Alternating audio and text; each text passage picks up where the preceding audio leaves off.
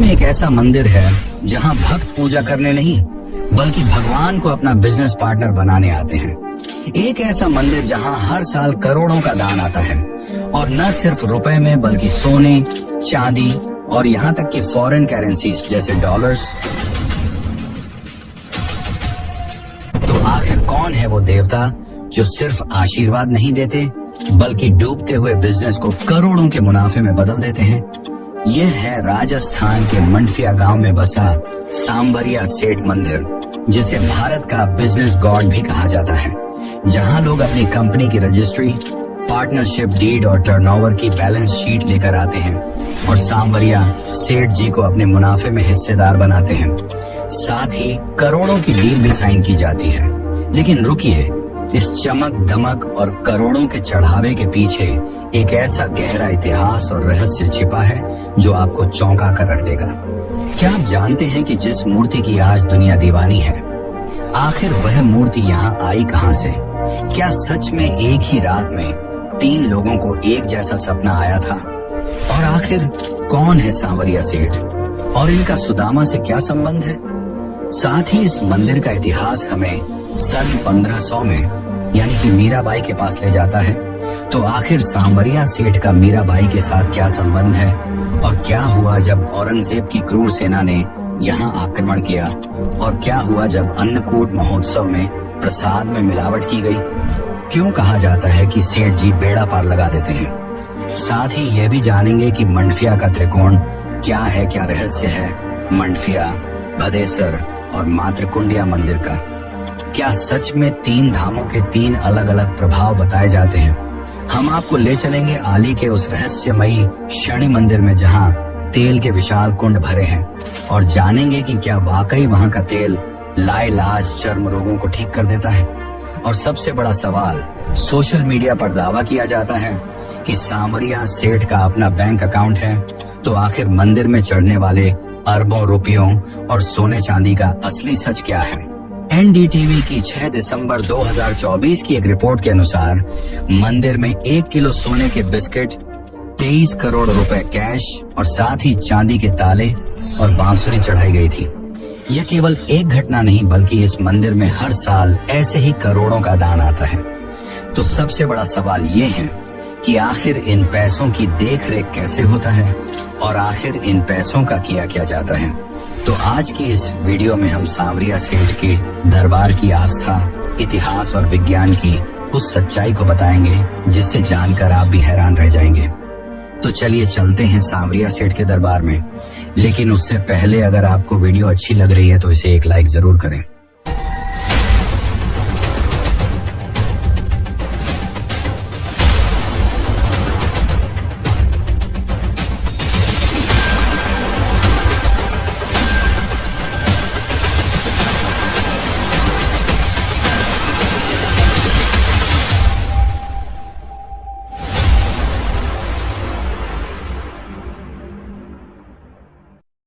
साल था 1840। राजस्थान के चित्तौड़गढ़ क्षेत्र में एक साधारण और शांत गांव था, भदेसर। और उसी गांव में एक रात भोलाराम गुर्जर नाम के एक साधारण ग्वाले को एक ऐसा सपना आता है जिसने पूरे गांव की नींद उड़ा दी। एक रात जब भोलाराम गहरी नींद में थे तभी उन्हें एक रहस्यमयी सपना आता है। सपने में उन्होंने देखा कि भातोड़ा बांगुड़ गांव की सीमा के पास जमीन के नीचे एक बेहद भव्य और काले रंग की सुंदर मूर्ति दबी हुई है। तभी उस सन्नाटे को चीरते हुए एक गूंजती हुई दिव्य वाणी सुनाई दी, मुझे बाहर निकालो, मैं सिर्फ तुम्हारा नहीं हजारों लोगों का भाग्य बदलने आया हूँ।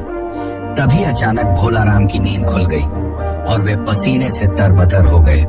उन्होंने इसे महज एक कल्पना मानकर भूलने की कोशिश की, लेकिन जब यह बात धीरे धीरे गांव में फैली तो पता चला कि केवल भोलाराम को ही नहीं बल्कि उसी रात उसी गांव के 2 और लोगों, श्री राम जी और गोपीलाल जी को भी ठीक वही सपना आया था।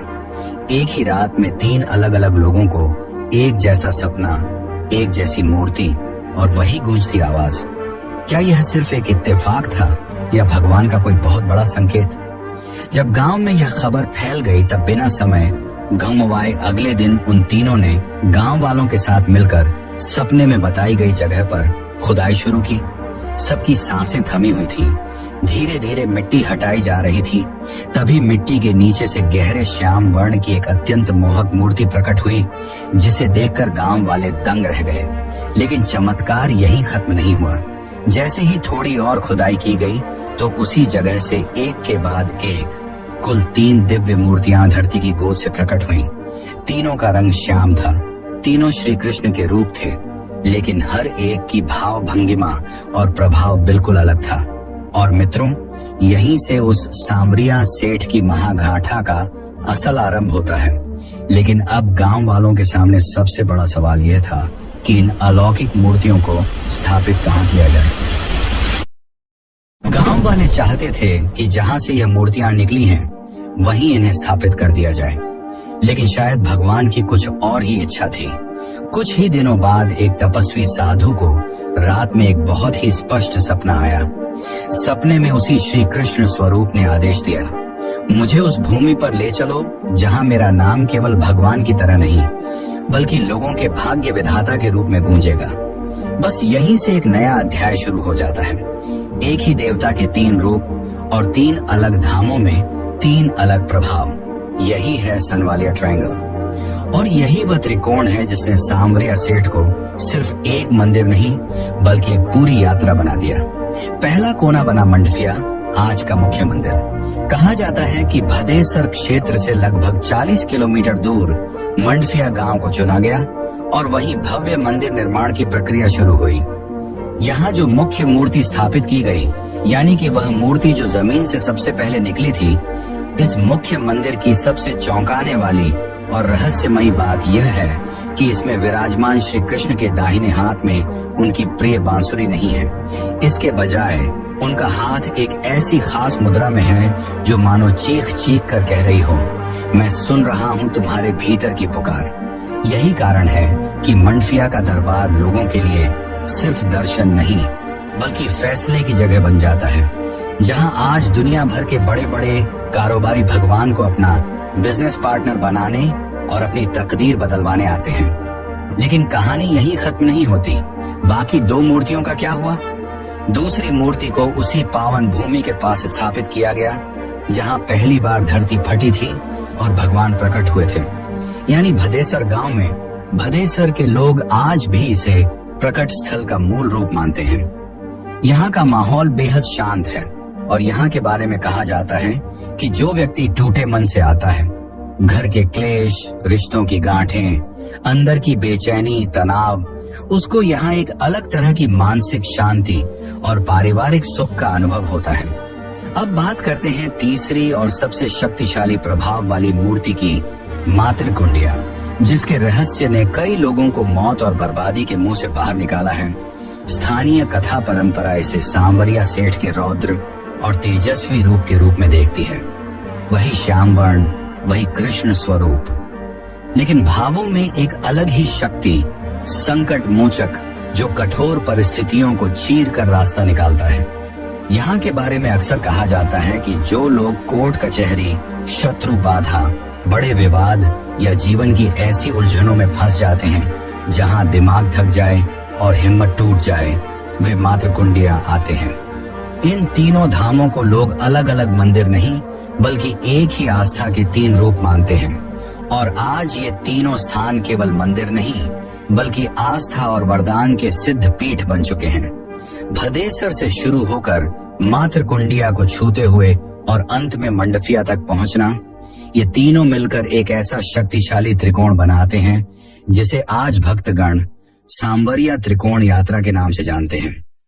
यह एक ऐसा चमत्कारी मार्ग है जहां हर मोड़ पर उम्मीदें जन्म लेती हैं और हर पड़ाव पर एक नया चमत्कार आपका इंतजार कर रहा होता है।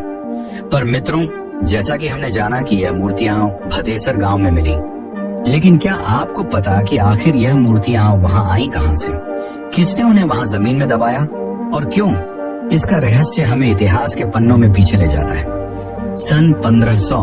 तो चलिए अब जानते हैं इसकी कहानी। लेकिन उससे पहले अगर आपको वीडियो अच्छी लग रही है तो कमेंट में सांवरिया सेठ महाराज की जय जरूर लिखें। सांवरिया सेठ के इस अद्भुत रहस्य को पूरी तरह से समझने के लिए हमें इतिहास के पन्नों को थोड़ा पीछे पलटना होगा और जाना होगा 16वीं सदी में, जहां एक नाम चमकता था, भक्त शिरोमणि मीराबाई का। इन रहस्यमयी मूर्तियों का सीधा संबंध भक्त मीराबाई से बताया जाता है, जो सांवरिया सेठ की अनन्य भक्त थीं। ये वही साक्षात मूर्तियां हैं जिन्हें मीराबाई अत्यंत प्रेम और श्रद्धा से गिरधर गोपाल कहकर पुकारती थीं। ब्रिटानिका के अनुसार मीरा का जन्म लगभग 1498 में हुआ माना जाता है। विवाह 1516 में मेवाड़ में हुआ। पति की मृत्यु 1521 के आसपास मानी जाती है और आगे का जीवन उनके लिए भक्ति, विरोध, यात्राओं और अंततः द्वारका की ओर एक रहस्यमयी अंतर्धान जैसी कथा में बदल जाता है। वैसे अगर आप मीराबाई की पूरी कहानी जानना चाहते हैं तो इसके बाद आप चैनल पर जाकर यह वीडियो जरूर देखें, ताकि आप भक्त शिरोमणि मीराबाई की असली कहानी को जान सकें। अब हमारे विषय में वापस आई तो कुछ ऐतिहासिक और धार्मिक संदर्भों के अनुसार मीराबाई संतों की टोली के साथ घूम घूम कर इन्हीं दिव्य मूर्तियों की भक्ति किया करती थी। लेकिन अब आता है कहानी का दूसरा हिस्सा। मीरा के बाद इन मूर्तियों का हुआ क्या?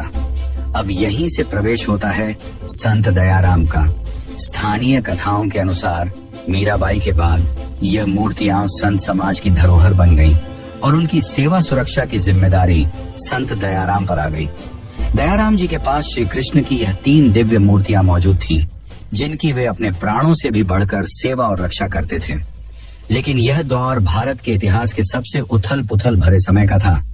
उत्तर भारत और राजपूताना में सत्ता, संघर्ष और धार्मिक संस्थानों की सुरक्षा सब कुछ अस्थिर था। और इसी समय आता है मुगल शासक औरंगजेब।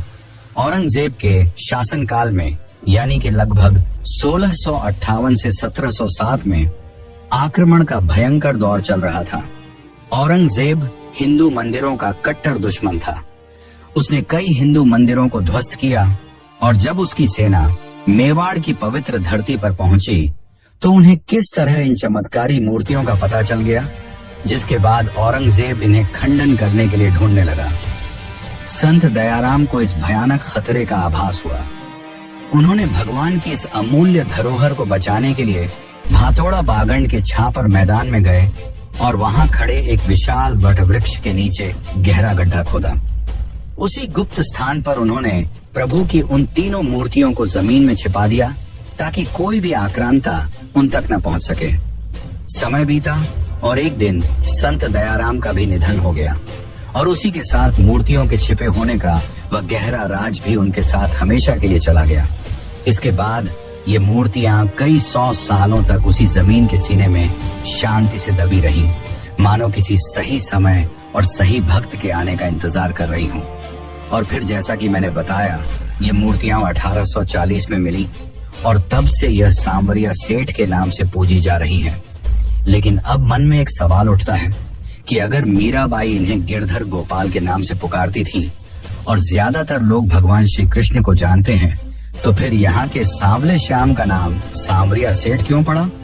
आखिर इसके पीछे क्या रहस्य है? तो चलिए अब जानते हैं इसकी असली कथा, जो हमें सीधा द्वापर युग में ले जाती है। अब चलिए उस कथा की तरफ चलते हैं जिसने सांवरिया को सिर्फ श्याम नहीं रहने दिया, बल्कि उन्हें सेठ बना दिया।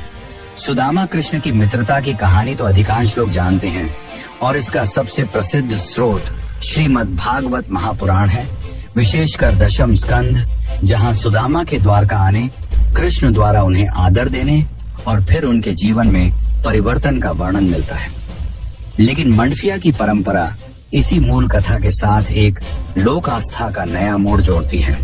स्थानीय लोक कथाओं के अनुसार जब दरिद्रता से जूझते हुए सुदामा अपने सखा श्री कृष्ण से मिलने के लिए द्वारका पहुंचे, तो राजमहल के ठाठ बाट देखकर वे संकोच में पड़ गए और जब उनके सामने थाल में 56 भोग परोसे गए तो सुदामा की आंखों में आंसू आ गए और उन्होंने यह कहकर उस राजसी भोजन को खाने से मना कर दिया कि उनके गांव में उनकी पत्नी वसुंधरा और बच्चे कई दिनों से भूखे होंगे।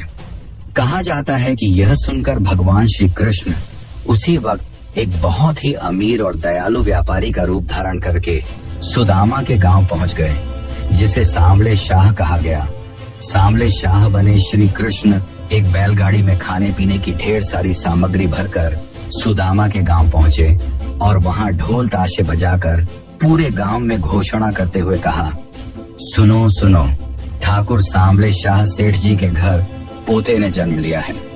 इस महाखुशी के मौके पर पूरे गांव में एक विशाल महायज्ञ का अनुष्ठान किया गया जो 10 दिनों तक चलने वाला था।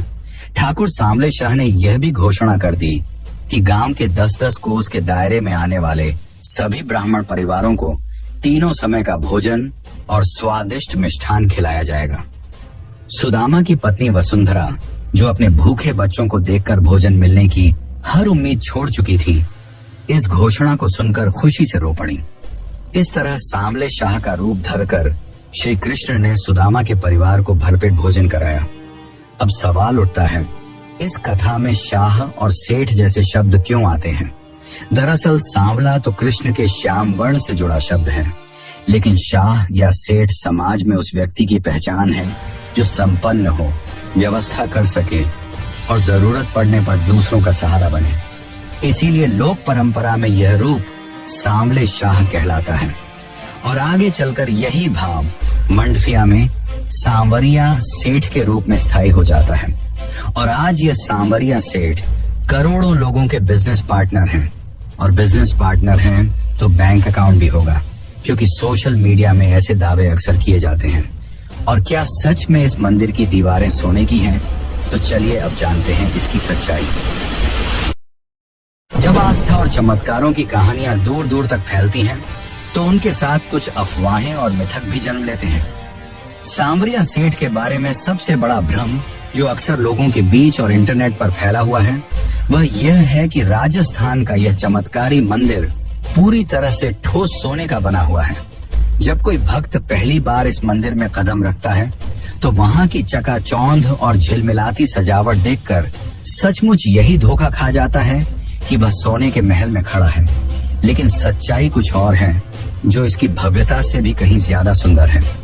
दरअसल चित्तौड़गढ़ के मंडफिया में स्थित इस मंदिर की वास्तुकला पूरी तरह से पारंपरिक राजस्थानी शैली में बनी है, जिसका मुख्य ढांचा मजबूत पत्थरों और अन्य सामान्य धातुओं से तैयार किया गया है। लेकिन जो बात इस मंदिर को अलौकिक और सोने सा चमकीला बनाती है, वह है इसका गर्भगृह।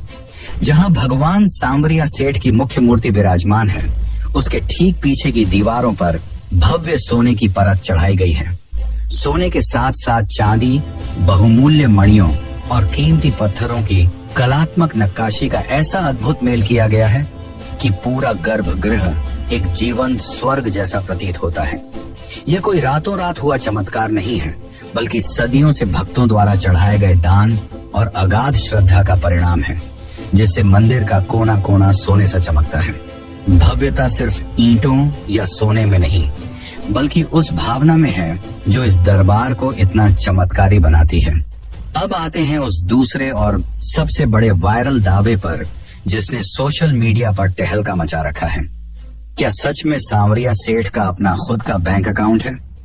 लोग अक्सर ये सवाल पूछते हैं कि आखिर भगवान का KYC कौन करता है, और क्या ईश्वर भी बैंकिंग सिस्टम का हिस्सा हो सकते हैं? लेकिन मित्रों, सच्चाई यह है कि सेठ जी के दरबार में जो करोड़ों का चढ़ावा, डिजिटल ट्रांजैक्शन, UPI, RTGS, सोना चांदी और संपत्तियां आती हैं, वह सीधे किसी एक व्यक्ति की जेब में नहीं, बल्कि एक रजिस्टर्ड संस्था श्री सांवरिया सेठ ट्रस्ट के खाते में जमा होता है। ये trust Rajasthan public trust act के तहत 19 जून 1986 को बना था। इसको लेकर प्रॉपर एक्ट बना है, जिसे श्री सनवालियाजी टेम्पल एक्ट 1992 कहा जाता है। इसमें मंदिर का पैसा टेम्पल फंड के नाम से लीगली डिफाइंड है। कानूनी तौर पर मंदिर और उसकी संपत्ति को भगवान के नाम पर माना जाता है, लेकिन उसका मैनेजमेंट एक बोर्ड संभालता है। इस मंदिर में हर दिन आने वाले दान की गिनती बाकायदा CCTV कैमरों की कड़ी निगरानी में एक विशेष समिति के सामने की जाती है, ताकि भ्रष्टाचार की 1% गुंजाइश भी न रहे। लेकिन सबसे बड़ा सवाल, आखिर भगवान के पास जाने वाले इन अरबों रुपयों का होता क्या है? दरअसल मंदिर का चढ़ावा सिर्फ दीप जलाने या पुजारियों तक सीमित नहीं रहता, बल्कि यह पैसा एक बहुत बड़े सिस्टम के जरिए समाज की रगों में दौड़ता है। इस दान के पैसों से निर्धन बच्चों के लिए मुफ्त किताबें और छात्रवृत्तियां दी जाती हैं और ग्रामीण क्षेत्रों में स्कूलों का निर्माण होता है।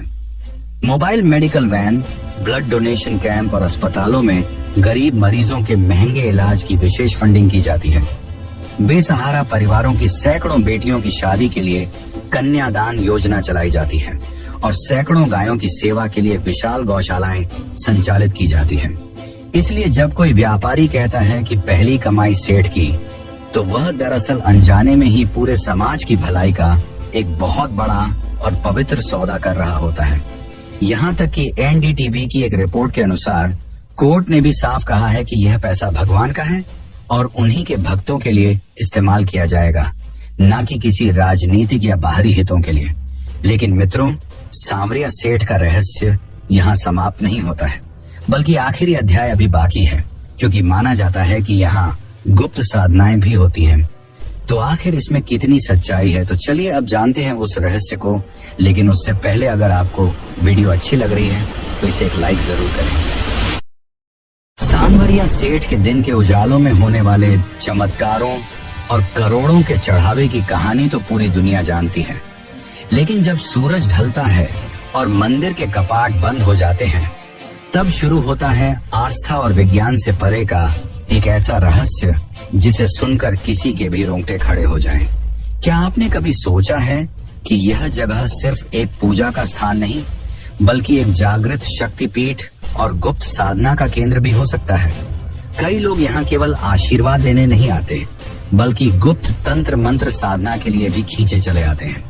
मंदिर के जानकारों और कुछ विशेष श्रद्धालुओं के बीच यह बात गहराई से मानी जाती है कि मंदिर के निर्माण के बाद सांवरिया सेठ ने स्वयं एक विशेष तंत्र या बीज मंत्र प्रदान किया था।